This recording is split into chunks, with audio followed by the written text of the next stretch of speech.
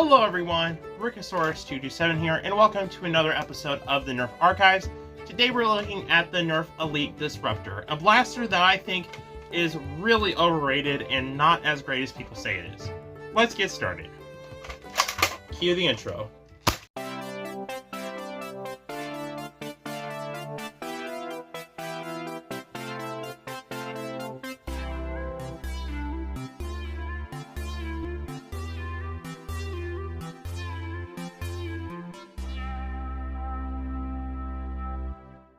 The Nerf Elite Disruptor released back in 2017. It was one of the better years for Nerf in my opinion. You had the Mastodon, the Cyclone Shock, the Regulator, a lot of great blasters. And this was one in particular that people said was the strong arm killer. It was the replacement to the strong arm, the better strong arm, the better of all of it. People considered this the best. And there's quite a few reasons for that, and I kind of get it. But before we do that, we have to talk about the many variants of this blaster. I'm not sure I'm going to be able to get them all because there's so many, but I can't list them off because I don't even remember them, but there's a bunch of Amazon variants. I think there's a Supreme variant. Look, these are all the variants right here, guys. Feast your eyes. Those are all the Disruptor variants. That red one, though, I want it. It looks beautiful. But before I get into my criticisms and kind of its impact, let's look at the blaster itself and see what it has to offer. Starting with the main grip, it's almost perfect. They got so close to designing one of the best Nerf grips I've ever gotten my hands on, and I'm not saying that lightly. This grip is absolutely phenomenal and just amazing. Except for the big sling mount that absolutely digs into the bottom palm of your hand and absolutely ruins the entire blaster. Hasbro, you didn't have to do this. You didn't have to. Why? But yeah, this thing absolutely just kills it for me. It makes it so hard to actually use. The priming handle's okay. I find it a little bit weird. There's not much to grab on. It's kind of slippery, even though there's textured stuff on top. However, I do like that this hook here is corresponds with this bottom here. So if you have two, you can actually dual wield them, which is kind of cool. Up here we have a tack rail, which is nice. Back when they put tack rails on the top of revolvers. Do you miss those days, guys? I miss those days. The main trigger is pretty good. It's nice and big. It's comfortable. I like the main trigger. And a little sling mount right here, which is nice. This blaster does have a really sleek profile, and honestly, I think it looks kind of derpy. I'm sorry, the way the barrel looks, it looks weird in my opinion. I never got used to it. It looks just odd to me. It looks off. Something's off about it, and I can't really say what. It just looks too pointy here. And that's mainly, I think, due to the exposed space here, which is one of the most praised features of this blaster because it's really easy to load. And I will say that it is extremely easy to load because there's just a lot of space to do so. And it works really, really well. And I have to give it credit where credit's due. This is a very really well thought out system, and it just is so easy to use. And it gets, boom! There you go! Finally it happens on camera! It will slam fire sometimes, or even if you're lightly holding the trigger, even I practice trigger discipline as much as I can, but my finger was barely touching the trigger like this. It was like this, okay? And it just slam fired. Sometimes it'll slam fire by itself without even touching the trigger, which is so stupid.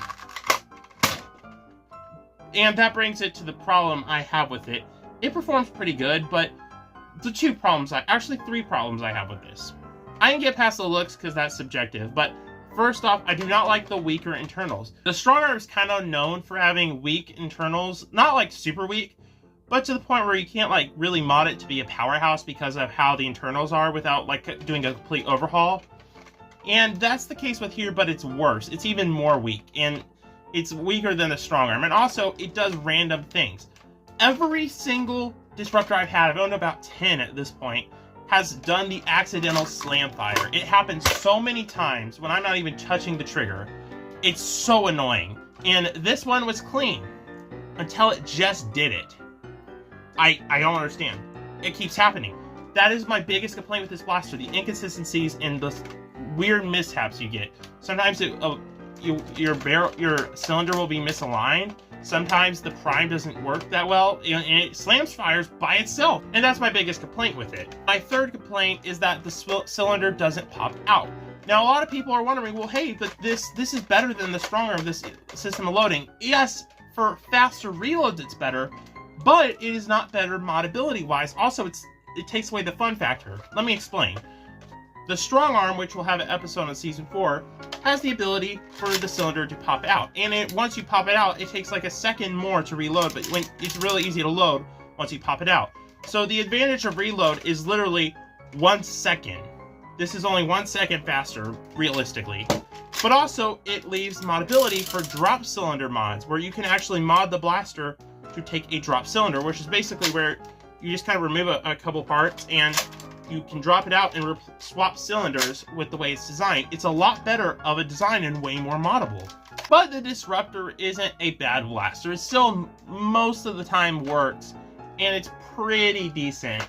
But what does it have to offer the hobby today? Well, again, there's not much. The modability isn't as good as the strong arm, and the only real thing I would say is if you wanted to give it to a kid, it is better for like a younger kid, so it's easier for them to load and manage this.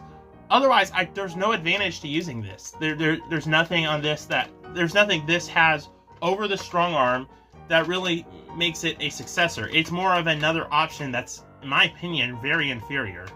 But it works, it does its job well, it's pretty easy to use. But what would I rate the Disruptor? Guys, of all the problems it has, it's really just not it's just another option out there that's, in my opinion, inferior to the strong arm. And I would say, even objectively, it doesn't have enough stuff to outweigh to get a strong arm. If you like it, that's fine, but I am giving it the decent rating. I can't give it a great or amazing rating because I don't think it deserves that.